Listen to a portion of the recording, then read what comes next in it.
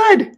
So I was going to do the second season of Iron Fist. In fact, I said I was going to do that last week, and then I didn't. I did The Predator, and I'm supposed to do it this week, and now I'm telling you I'm going to do it next week because I saw a movie that I want to recommend, and I don't think it's going to be in theaters for much longer. It's called Searching, and it comes across at first glance a bit like a gimmick. It's a mystery. This guy's daughter's missing, and he's trying to find her by using, going through a computer, checking stuff on Facebook, using modern technology to create a paper trail. And the apparent gimmick of it, which I think probably turned a lot of people away, is that we see it all, this entire movie play out on screens. They're phone screens, computer screens, television screens that the characters are using to figure things out. And it does, after movies like Unfriended, it does start to have that found footage feel of it's just this gimmick that everyone's using. But this is not a gimmick. It's actually a tool, and it's used very well here, to the point that I don't think the movie would have been told better had they not done it this way.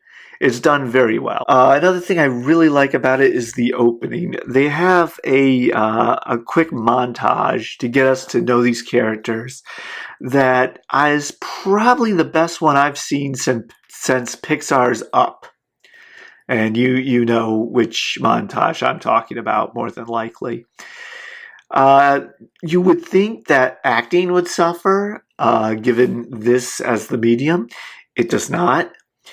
Little things like how people type, pause, go back, the way you see the pointer for the mouse, the cursor, hesitate, actually does a great deal of telling you how the character in question feels.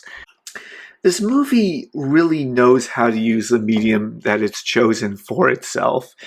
It does things with passwords on the computer, desktop pictures. It tells a lot with what they throw up on that screen.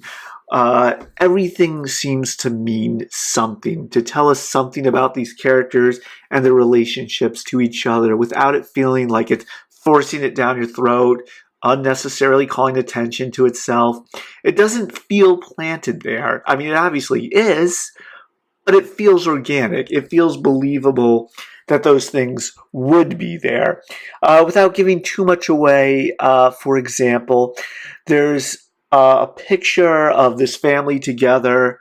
I'm not going to give too much away, but you see how that picture changes on this girl's laptop as she gets older, and you can instantly understand all the meaning behind that, and it feels completely real. So one thing this movie manages to overcome that might have otherwise tripped it up is the question of soundtrack. Now, with most movies, we kind of just take it for granted that, yeah, the music's there, but the characters can't hear it unless they're supposed to, like in movies like Baby Driver and Guardians of the Galaxy, in which case they do a good job of giving us a reason why those characters hear it, actually using it as a plus to bring you into the scene rather than take you out of it. However, with a movie like this, that becomes trickier.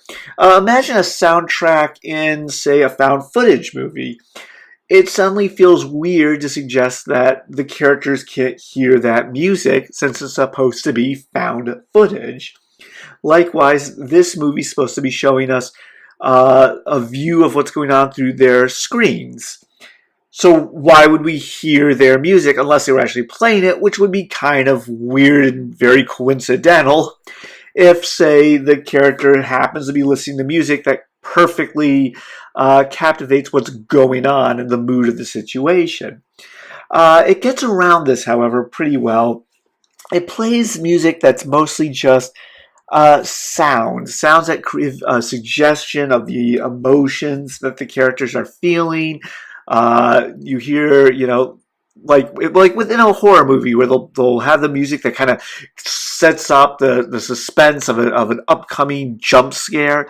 It does things like that, but it does it very subtly and very well, and manages to keep it from taking you out of the movie. And combining that with all those aforementioned little things like the hesitation with a cursor, the starting to type one thing, then taking it out and putting it back, uh, things that add to the soundtrack to really make you feel what they want you to assume the protagonist feels, and thus makes you experience what the protagonist experiences. So is it a good mystery?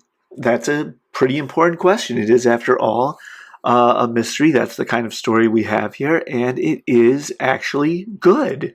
It does everything that a mystery should do. It gives you all the clues, including the false clues. It does a great job of making you feel like you're smart and thinking you're gonna figure it out by following those false clues, only to have those come to dead ends. And then when the truth is revealed, you get it as soon as the protagonist does. You have that same revelation. You have that instant reaction, which again puts you in the character's head. All the clues are there. They're right in front of you, and you feel like an idiot for not getting it sooner. Okay, so we wrap this one up quickly. It's a pretty quick one because, frankly, it's a mystery and I don't want to give anything away. So there's a little more I can really say without getting into spoiler territory. And in this particular case, especially since it's still in theaters, I don't want to spoil much. Guys, this is a good one. It's been very overlooked by moviegoers. Critics have taken note of it, and I'll be honest, that's why I started taking note of it. And I'm glad I did. This might be the best movie that's out right now.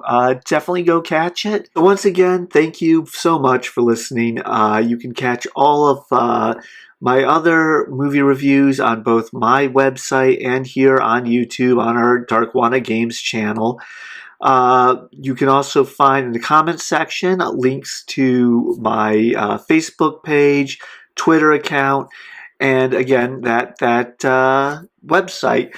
Now, on the website, I'm still struggling to get the wholesalers page working properly so retailers can purchase my games at wholesale prices. It's not working still, which is aggravating because we've been at this for a while. However, there is contact information on there. So if you're a retailer who wants to purchase my games at wholesale prices, feel free to contact me. We can absolutely make that happen.